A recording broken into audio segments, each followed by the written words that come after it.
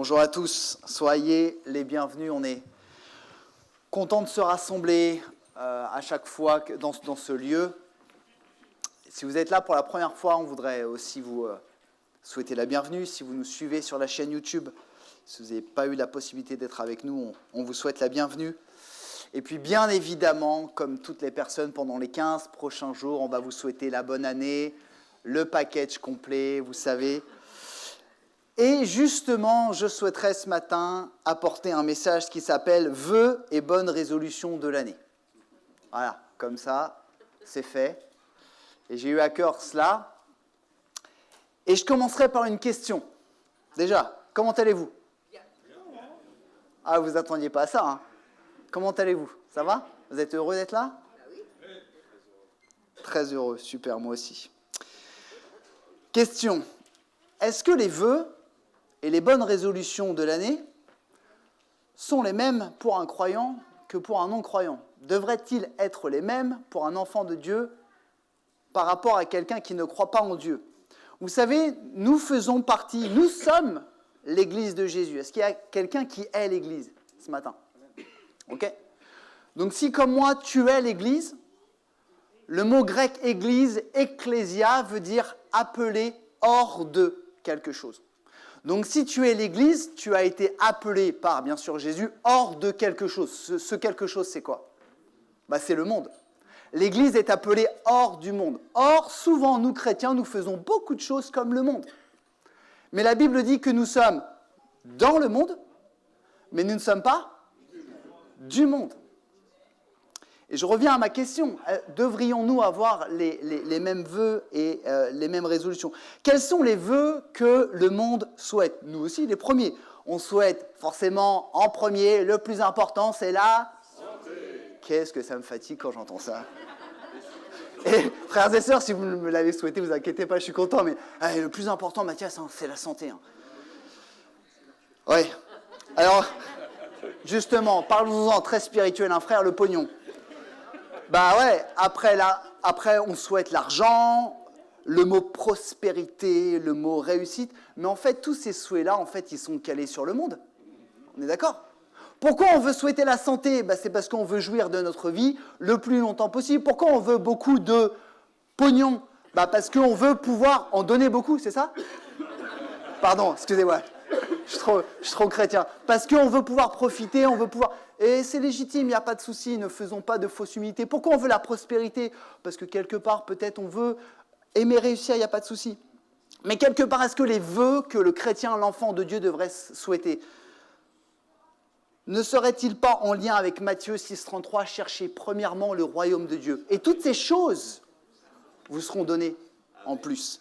Et les vœux du chrétien, ce ne serait pas quelque part que ton règne vienne.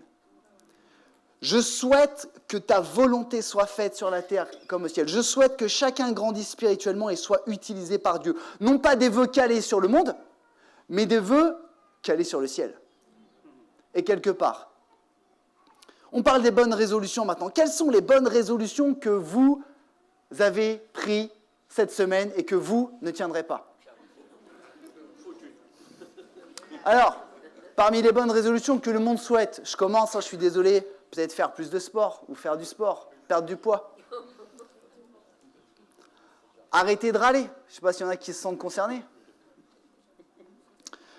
Perdre du poids, je ne sais pas, apporter le café à mon épouse tous les matins, faire les devoirs avec mes enfants, finir le chantier que ça fait 8 ans que je dois faire chez moi. Mais toutes ces bonnes résolutions, elles sont calées sur quoi ? Elles sont calées sur le monde. Et quelque part, les bonnes résolutions d'un enfant de Dieu, elles sont là. Plus aimer Dieu, plus aimer l'Église, et plus aimer son prochain. Des résolutions calées sur le ciel. Et je voudrais partager vraiment ce que le Seigneur m'a mis à cœur tout au long de cette semaine. Premier point, première idée que je voudrais partager avec vous, pas de parole en l'air avec Dieu. La Bible nous enseigne à ne pas prononcer de paroles en l'air avec Dieu. Avec le monde, ce qui est bien avec le monde, c'est qu'on a le droit de ne pas tenir nos résolutions. On a le droit de professer quelque chose et de l'abandonner. Des études scientifiques, l'université en Suisse de Genève, donc c'est quelque chose de très sérieux sur la psychologie sociale et du développement, dit que 90% des bonnes résolutions ne sont pas tenues au-delà de février. C'est pas moi qui l'invente, hein. 90% de ce que tu as dit jeudi, en février, c'est parti. Voire peut-être même avant. Donc en fait, avec le monde, on peut dire des choses et finalement, on ne les tient pas, tout le monde est pareil. Mais avec le Seigneur, il est fondamental de tenir ce que nous lui promettons. Pourquoi ? Parce que ces vœux et ces bonnes résolutions que nous donnons ou que nous disons au Seigneur révèlent en réalité l'état de mon cœur. Ça révèle si je suis dans un état de repentance, si je suis dans un état d'amour pour Dieu. Si je suis touché par l'Esprit de Dieu, alors je vais dire des choses que je vais tenir. Si c'est juste un exercice psychologique, intellectuel ou religieux, ça ne va pas tenir. Si je m'engage envers Dieu, je ne dois pas le faire à la légère. Vous savez, à l'époque où la Bible a été écrite, sachez que la Bible a été écrite sur plus de 1000 ans, 1500 ans, donc c'est vraiment une très grosse époque, mais à l'époque, dans la culture moyen-orientale, et même peut-être j'imagine en Europe, il y avait vraiment une importance du serment. Quand on donnait sa parole, on donnait sa parole. Vous saviez ça ? Un homme ou une femme s'engager, je te donne ma parole, c'était pire que... Enfin voilà, on ne pouvait pas revenir dessus. Aujourd'hui, ça... je ne sais pas ce que vous en pensez, mais aujourd'hui, en fait, les gens professent des choses et en fait, si vous n'avez pas un contrat en 8 exemplaires signé avec votre RIB, les gens, ils ne tiennent rien du tout. Mais à l'époque, quand on faisait un serment, on devait le tenir. Sinon, on n'avait pas d'honneur. Dieu s'est engagé par alliance avec nous et sans réserve. Il a fait une alliance. Il a fait une alliance avec Abraham et toute sa descendance. Et vous savez quoi ? Dieu a tenu ses engagements. Et il attend la même chose de vous et de moi. Je voudrais lire un passage dans le livre des Chroniques, 2 Chroniques, dans la version Bible français courant. C'est Salomon qui parle. Il dit « Tu as fait pour ton serviteur David, mon père, ce que tu lui avais promis. » C'est moi ça ? C'est moi ? Faut que j'enlève ? Je ne vais pas enlever mon polo quand même. À l'extérieur. Excusez-moi. Tu as fait pour ton serviteur David, mon père, ce que tu lui avais promis. Oui, ce que tu lui avais dit, tu l'as accompli toi-même aujourd'hui. Dieu a annoncé quelque chose, Dieu s'est engagé, Dieu l'a tenu. Fin de l'histoire. Parce que Dieu est un roc, Dieu est fidèle, il ne change pas. Et notre part, c'est de faire la même chose. C'est quand je dis quelque chose, je dois le tenir. Nous lisons un passage qui parle de notre part dans le livre de l'Ecclésiaste. Si tu as fait un vœu à Dieu, accomplis-le sans tarder. Il y a même une idée de temps. Souvent on dit « Oh Seigneur, je m'engage peut-être un jour quand j'aurai le temps, quand j'aurai ma promotion, quand mes enfants seront grands. » Là c'est marqué « Quand tu as fait un vœu à Dieu, accomplis-le sans tarder, car les insensés déplaisent à Dieu. Ce que tu as promis, tiens-le. Il vaut mieux ne pas faire de vœux qu'en faire et ne pas s'en acquitter. » Alors, je reviens dans le contexte. À l'époque, les vœux, quand on prononçait un vœu en l'honneur de Dieu, c'était des vœux bien particuliers. Si vous connaissez bien la Bible, les hommes, peut-être aussi les femmes, pouvaient s'abstenir de boire de l'alcool pour se consacrer à Dieu, de se laisser pousser les cheveux. Voilà, c'était toutes des choses bien précises comme ça, notamment Samson. Vous connaissez Samson qui ne s'était pas coupé les cheveux. C'était des vœux comme cela. Mais ces vœux nous montrent un engagement envers Dieu. Et nous, chrétiens aujourd'hui, quand nous nous engageons, c'est la même chose. Et la Bible nous dit, quand tu t'engages envers Dieu, tiens-le ou tais-toi. Et souvent, nous parlons et nous ne tenons pas nos promesses au Seigneur.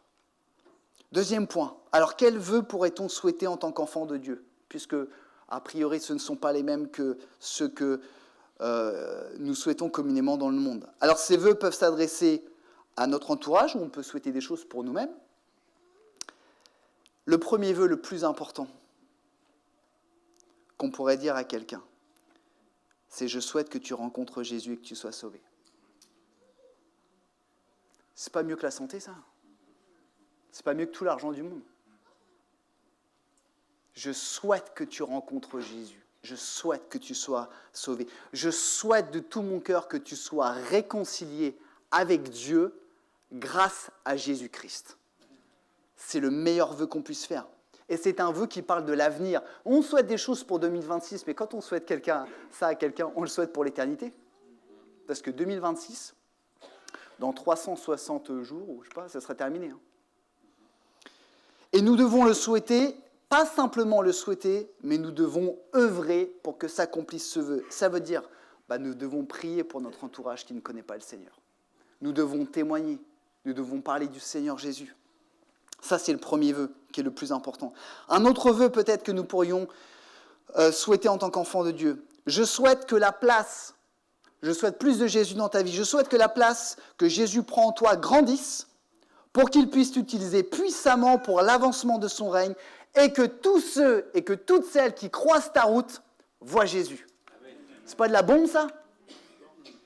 Je souhaite que tous ceux et celles qui croiseront ta route ne puissent pas voir en toi un homme barbu, un homme à lunettes, une femme avec un cache-nez, qu'ils voient Jésus.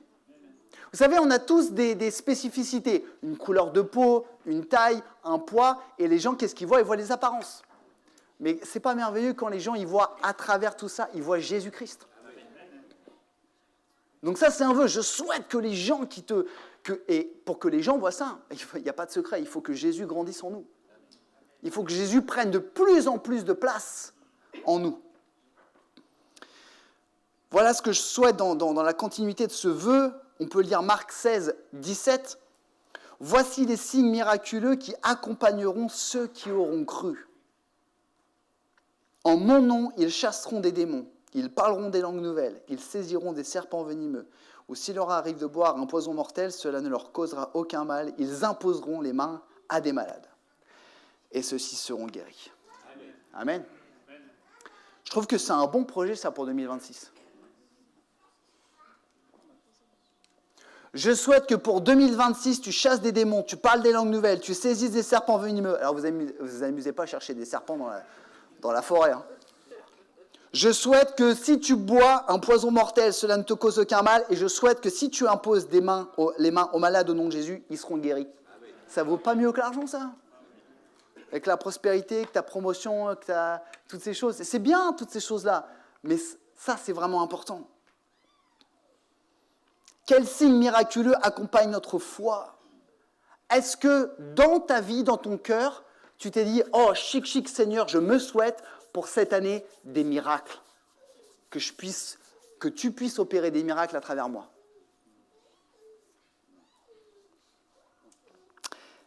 Un autre vœu qu'on pourrait donner, un vœu de direction. Je souhaite que tu puisses, ou je souhaite que je puisse marcher dans la voie qu'il a prévue pour moi. Une voie de bénédiction, une voie de joie, une voie de réussite. Je ne parle pas du salut. Je ne parle pas du fait d'être sauvé. Je crois personnellement qu'on peut être sauvé, qu'on peut accepter Jésus-Christ comme Sauveur et Seigneur, et pour autant ne pas marcher dans la voie que Jésus avait prévue pour moi. Vous me suivez ? Ça ne remet pas en question mon salut. La Bible dit, si tu crois au Seigneur Jésus, tu seras sauvé. Mais il y a une différence entre sa volonté, ce qu'il a prévu pour moi, et ce que moi-même, Mathias, j'ai prévu pour moi.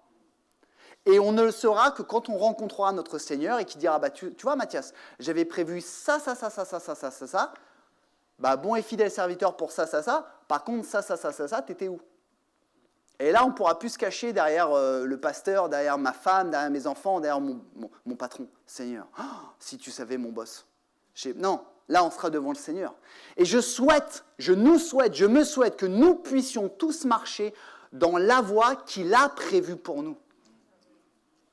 La question qu'on doit se poser, c'est qu'est-ce que Dieu a prévu pour moi ? Alors oui, Dieu a prévu que tu sois sauvé. Je m'adresse à des chrétiens, pas de souci. Et si vous n'êtes pas croyant, Dieu a prévu que tu sois sauvé. C'est son cœur. Par contre, maintenant que tu es enfant de Dieu, Dieu a prévu quelque chose pour toi. Parce que tu n'es plus sur terre pour toi-même. Tu es sur terre, tu as un nouveau boss maintenant. C'est l'avancement du royaume de Dieu. Amen. Et Dieu a prévu quelque chose pour toi que je ne peux pas faire et que je ne veux pas faire. Quel est ton ministère? Quel est ton appel? Quel est ton cœur? Est-ce que c'est l'évangélisation? Est-ce que c'est les nécessiteux? Est-ce que c'est la musique? Est-ce que c'est l'art?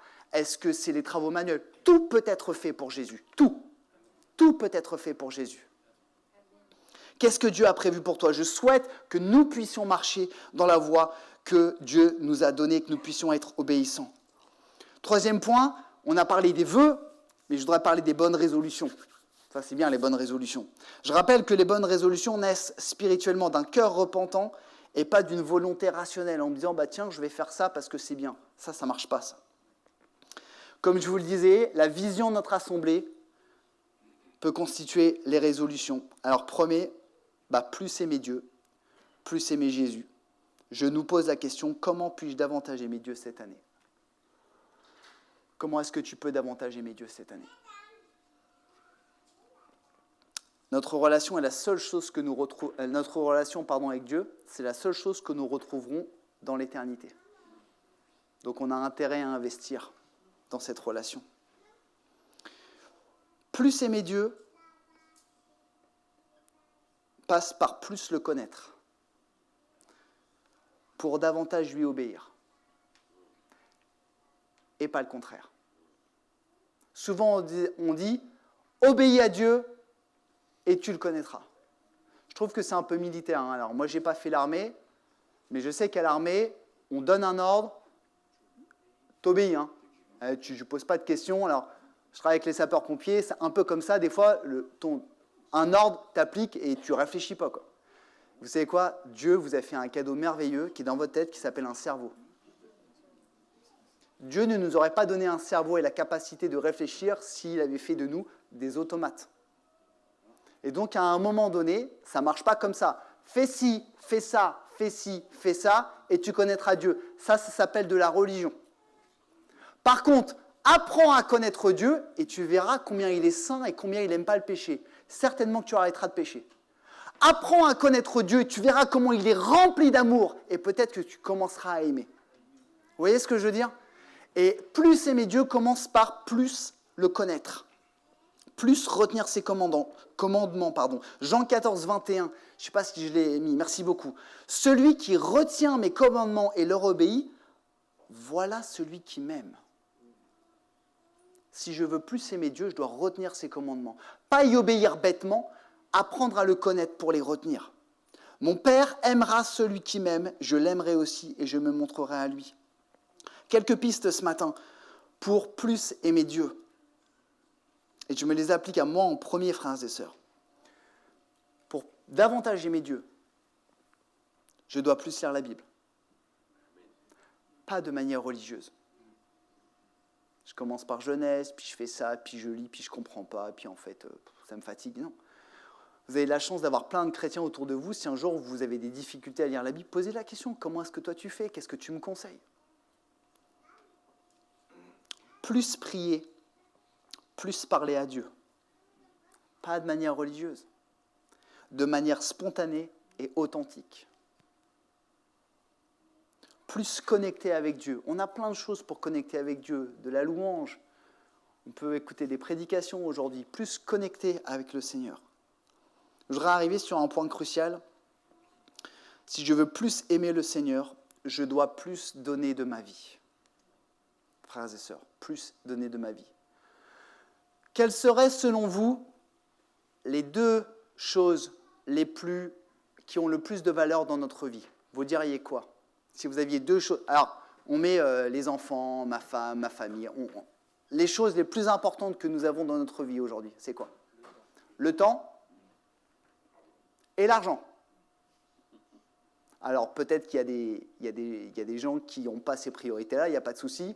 Mais généralement, quand vous posez la question, les choses que nous avons de plus précieux, c'est le temps, parce que le temps, quand on le donne, il est perdu. D'accord? L'argent, quand on le donne, on peut quand même le regagner, mais on sait très bien qu'en France, l'argent ne tombe pas du ciel. On est d'accord? Pas encore? Ok. Posons-nous la question, est-ce que je donne de mon temps à Dieu? Je ne parle pas d'aller aux rencontres. je ne parle pas que d'aller aux rencontres. Est-ce que je donne de mon temps à Dieu sur 12 heures ou 24 heures? Et est-ce que je donne de mon argent à Dieu? Vous savez, en France, parler d'argent, c'est un sujet tabou. Vous le savez? Et je vous demande pardon, mais moi je m'en fiche des sujets tabous. Ce que je veux, c'est parler de la parole de Dieu.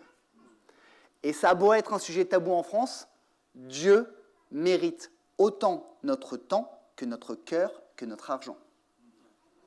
Si un jour le Seigneur le permet, je prêcherai là-dessus, sur la dîme et sur les offrandes, parce qu'il y a beaucoup de choses qu'on dit, beaucoup de choses qu'on fait, qu'on ne fait pas, mais c'est important de le dire. Je voudrais juste vous dire, il y a deux logiques par rapport au temps et à l'argent, et particulièrement l'argent. Et je ne suis pas en train de faire un appel au don, je préfère le dire. Il y a un principe matériel et il y a un principe spirituel. Le principe matériel, tout va le comprendre. On est dans une assemblée, on a des murs. Est-ce que vous avez froid ce matin? Non.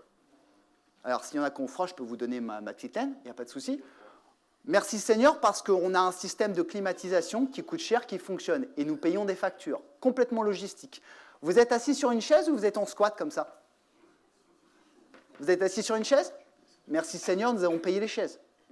Quand la louange nous entraîne dans l'adoration à Dieu, il y a des petits carrés qui s'appellent des enceintes, que nous avons payés.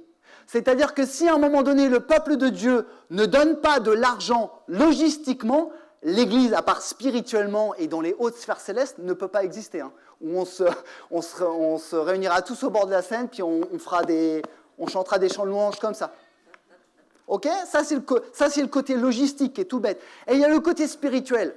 Si à un moment donné, quelque chose a de la valeur pour moi, je dois reconnaître Dieu à travers cette chose-là.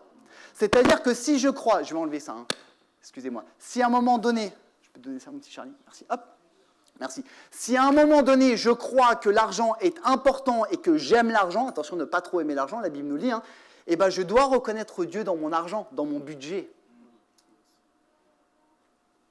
Voilà. Quelle place prend Dieu? Et on parle de plus aimer Dieu. N'allons pas penser que plus tu vas donner d'argent, plus tu vas être béni. Ça, c'est une fausse théologie. Pour autant,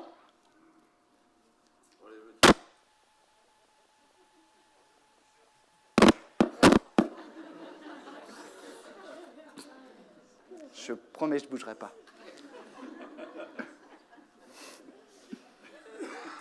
J'ai perdu mon fil. Ouais, mais l'argent. Oui, et pour autant, merci.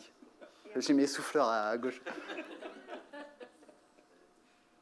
Plus tu es fidèle avec Dieu financièrement, plus il te bénira.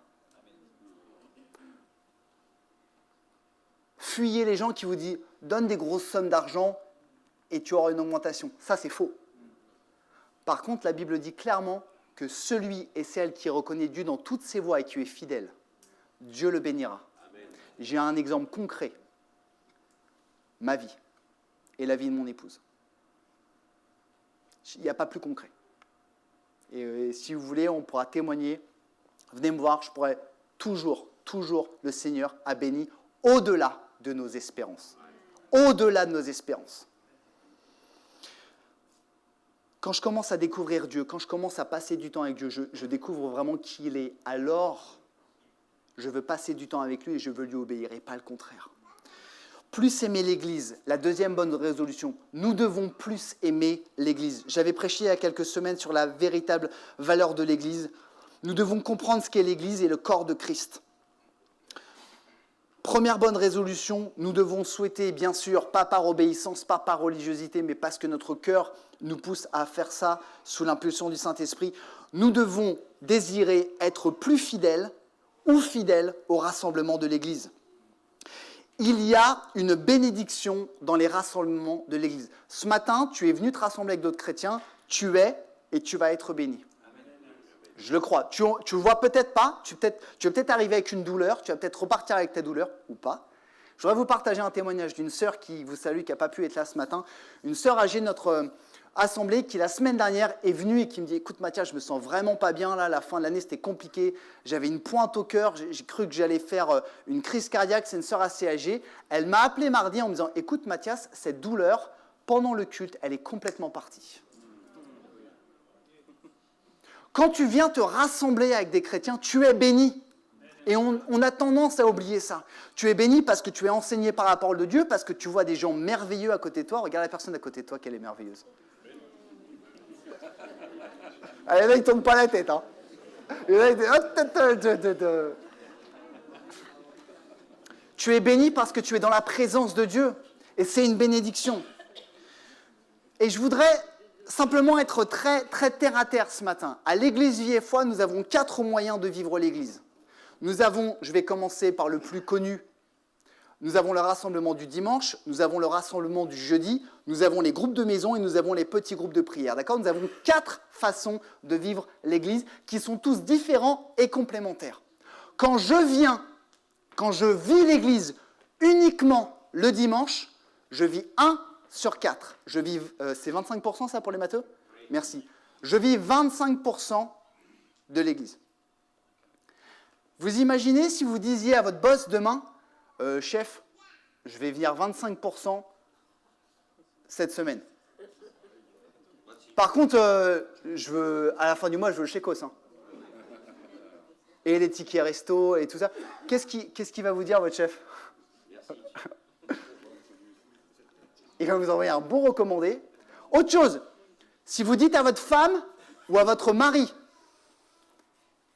mon amour, cette semaine, je promets de passer 25% du temps avec toi. Bah, vous rentrerez, je pense que les valises elles seront devant la porte. Ou pas. Non, soyons honnêtes. Soyons dit, oui mais l'église c'est le dimanche. Mais non. Vous le savez, à EVF, on est un peu pénible ça. Mais pourquoi on est pénible ? Parce qu'on veut que l'église de Jésus elle grandisse. Et quand tu veux vivre l'église, tu dois la vivre dans la grande assemblée. Et merci Seigneur, parce que nous grandissons. Tu dois aussi la vivre avec des tout petits groupes où tu partages autour de la Bible. Tu dois la vivre en semaine, le moment où tu n'as pas envie parce que tu es fatigué. Tu dois la vivre aussi avec des petits groupes d'intimité où tu apprends à lire, à prier les uns pour les autres. Ça, c'est aimer l'église. Ça, c'est vivre l'église. Et ce n'est pas vivre une partie de l'église. C'est vraiment important, frères et sœurs. Je dois vivre l'église également et comprendre que nous sommes des pierres vivantes au service les unes des autres pour constituer l'édifice solidement assemblé. Lisons un texte ensemble qui est merveilleux concernant l'Église. Dans Éphésiens 2, 21, 22, en lui, en Jésus, toute la construction s'élève. C'est nous la construction. Bien coordonnée afin d'être un temple saint dans le Seigneur et uni à Christ. Vous avez été intégrés ensemble à cette construction pour former une demeure où Dieu habite par l'Esprit. Nous sommes des pierres vivantes basées sur Jésus, au service les unes des autres. Permettez-moi, avant de passer au dernier point, de prendre une image. Vous savez tous ce qu'est un château de cartes ? Ouais ? Ok. Ne prenez pas la fragilité du château de cartes, ce n'est pas ce qui m'intéresse. C'est l'interdépendance de toutes les cartes. Prenez un beau château de cartes de 3 à 4 choses. Enlevez une carte, qu'est-ce qui se passe ? Une grande partie, voire tout s'écroule. Et souvent, certains d'entre nous, nous considérons l'Église comme une entité, quelque chose de bien, mais on ne se sent pas concerné. On vient à l'Église, mais on n'intègre pas l'Église pour être une pierre vivante et être au service les uns des autres. Moi, je veux bien être porté par la carte du dessous. Hein. Allez, je veux bien me coller contre une carte sur le côté, par contre, il est hors de question que je porte la carte au-dessus de moi.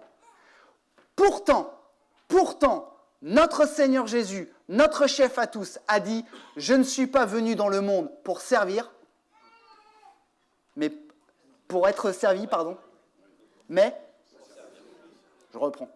Je ne suis pas venu dans le monde pour être servi, mais pour servir. » Merci de m'aider. Combien de fois nous venons à l'église, nous, pour être servis ? Combien de fois nous venons à l'église ? Ah, on aime les frères et sœurs. Hein. Et on vient, on est servi, on est béni, on est nourri. Hein. Même peut-être allusion au fait, au foie gras de canard, on est gavé. Ah, on est bien. Par contre, à aucun moment donné, on redonne. Vous savez que dans toutes les assemblées, hein, pardonnez mes propos, hein, s'ils sont un peu durs, il y a des difficultés de recrutement de bénévoles, pour tout un tas de raisons. À l'Église Vie et Foi, 50% de nos membres servent. Merci Seigneur. Et merci à tous et à toutes tous ceux qui servent, et je suis très reconnaissant, c'est un beau chiffre 50%, mais s'il y a 50% qui servent, il y a 50% qui ne servent pas. Et pire, on est comme la France, nous, on cumule les mandats. Vous connaissez ça, le cumul de mandats? Alors la différence, c'est que nous, on n'est pas payés. Un peu dommage. Donc, des hommes et des femmes ici font 1, 2, voire 3 services, pas pour la gloire, pas pour l'argent, c'est parce qu'il manque du monde. Et à un moment donné, des personnes se fatiguent ou cumulent les services parce que, encore une fois, on vient pour être servi, on ne sert pas. Et peut-être à la réflexion que chacun d'entre nous nous posons, oui, mais j'habite loin, oui, mais je suis âgé, oui, mais plein de choses. Si vous saviez, en restant assis sur une chaise, vous pouvez servir le Seigneur. Même en ayant un âge avancé, même en étant dans un fauteuil roulant, vous pouvez servir le Seigneur. Il suffit de dire, Seigneur, qu'est-ce que tu veux que je fasse? Je me mets à ta disposition. Et Seigneur, ce que je suis capable de faire, les talents que tu m'as donnés, je les ferai de tout mon cœur. Et frères et sœurs, si on veut plus aimer l'Église, il est temps de se mettre au travail. Il est temps de se mettre au travail. Personne ne vous mettra le couteau sous la gorge pour servir. Hors de question, en tout cas, pas à l'Église Vie et Foi. Mais par contre, nous serons sur nos genoux pour que davantage se lèvent.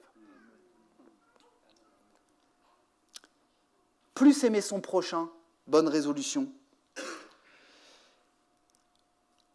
Comprendre qu'aimer son prochain, alors on ne parle pas de l'Église, hein, aimer son prochain, c'est peut-être celui qu'on croise dans la rue, son voisin, celui qui ne connaît pas Jésus. Déjà, c'est un moyen de plaire à Dieu parce que Jésus a donné les 2 plus grands commandements. Hein. Aime Dieu de tout ton cœur, de toute ta pensée, de toute ta force et aime ton prochain comme toi-même. Donc déjà, quand j'aime mon prochain, je plais à Dieu. C'est pas mal ça. Hein. Et aimer son prochain, c'est un moyen de parler de Jésus sans forcément prononcer le nom de Jésus. Aimer son prochain, c'est parler de Jésus, démontrer Jésus sans forcément prononcer le nom de Jésus, de Église, de baptême, de tu vas mourir, tu vas en enfer, de toutes ces choses-là. En acte. En acte. Qui est mon prochain? Si vous lisez régulièrement la Bible, vous verrez une histoire où un docteur de la loi qui a voulu faire son intéressant devant Jésus, raté, il l'a fait devant la mauvaise personne, il a dit à Jésus, « Mais qui est mon prochain ?» Vous connaissez la réponse à cette question? Jésus a donné la parabole du bon samaritain. Et Jésus a donné à des Juifs la parabole du bon samaritain, et à l'époque, les Samaritains étaient des ennemis des Juifs, ils ne s'aimaient pas. Donc Jésus, dans cette parabole, dit non seulement ton prochain, c'est celui que tu ne connais pas, mais c'est celui qui est opposé à toi. C'est peut-être ton collègue de travail avec qui ça passe pas. C'est peut-être ton voisin avec qui ça passe pas. Il est ton prochain.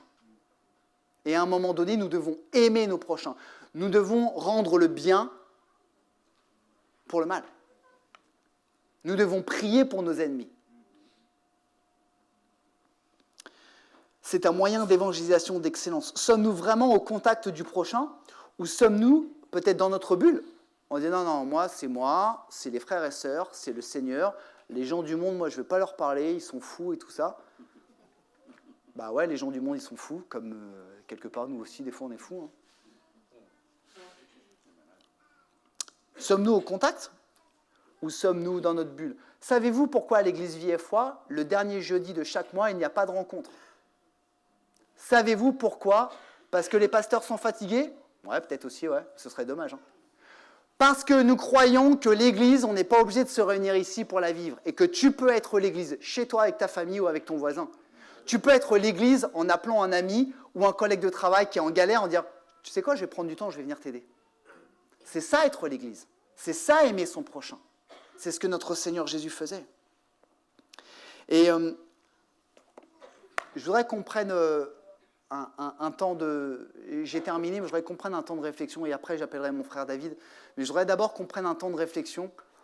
Frères et sœurs, je prie vraiment qu'on puisse cette année se poser devant le Seigneur, chacun pour sa part, avant que je prie.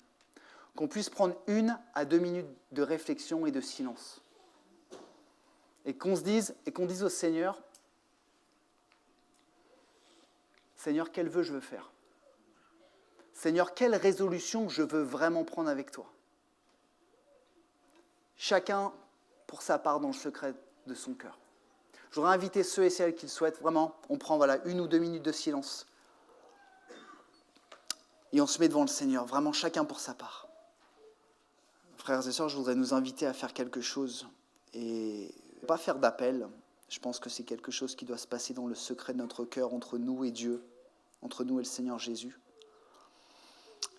Pendant que notre frère David va entonner ce chant-là qu'on a chanté tout à l'heure, auquel paix dans ces moments, dans le calme de ta présence, quand le bruit faiblit et que Dieu, tu parles à mon cœur.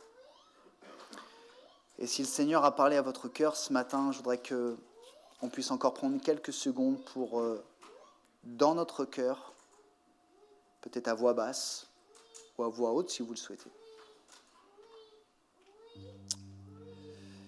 s'engager et prononcer des vœux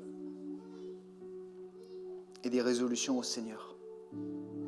Mais je nous encourage tous à vraiment être sages et de ne pas prononcer des paroles en l'air. Prenons encore quelques temps. Et si le Seigneur, si le Saint-Esprit ce matin parle à votre cœur et que vous avez à cœur de vous engager, de prononcer en disant « Seigneur, je souhaite pour cette année » ou « ma bonne résolution pour toi cette année ». Seigneur, je veux m'engager à faire cela. Je te demande ton aide. Prenons encore quelques secondes dans le secret de notre cœur, Jésus. Amen. Est-ce que je peux vous inviter à vous lever avec moi? On va prier ensemble. Pendant que mon frère prêche.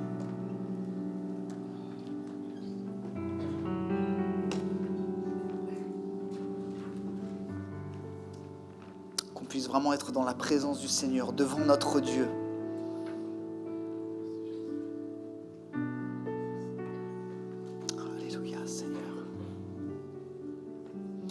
Seigneur Jésus, nous prions. Et par ce temps de prière, Seigneur, nous nous approchons de toi, Seigneur. Ta parole dit que tu connais le fond de nos cœurs. Tu connais ce qu'il y a vraiment dans nos cœurs, Seigneur. Toi seul le connais. Et Seigneur, je sais que tu t'es révélé ce matin. Seigneur, je sais que tu as parlé à chacun d'entre nous. Et je te prie, Seigneur, que tu puisses nous aider à nous repentir et à nous engager. Seigneur, avoir des vœux qui soient calés sur le ciel, des résolutions qui soient calées sur le royaume de Dieu. Même si nous vivons dans le monde, Seigneur, nous voulons nous rappeler que nous ne sommes pas du monde et nous sommes des véritables enfants de Dieu. Seigneur, aide-nous à progresser de gloire en gloire à ton image. Viens aider mes frères, mes sœurs, viens m'aider moi-même quand nous faillissons, Seigneur. Tu es bon et fidèle pour nous pardonner, Seigneur. Mais aide-nous vraiment à nous engager. Que cet engagement soit un engagement du cœur, pas un engagement à la légère, Seigneur. Je prie pour chaque personne qui est debout avec moi. Je prie que tu puisses nous aider vraiment à davantage te connaître, Jésus. À davantage vivre ta présence et être transformé à l'image de Jésus-Christ. Je prie pour nous tous, Seigneur, et je sais que tu entends notre prière. Et je sais que tu es présent parmi nous, Seigneur. Tu es notre invité d'honneur. Et c'est toi, Seigneur Jésus, que nous voulons aimer et que nous voulons célébrer.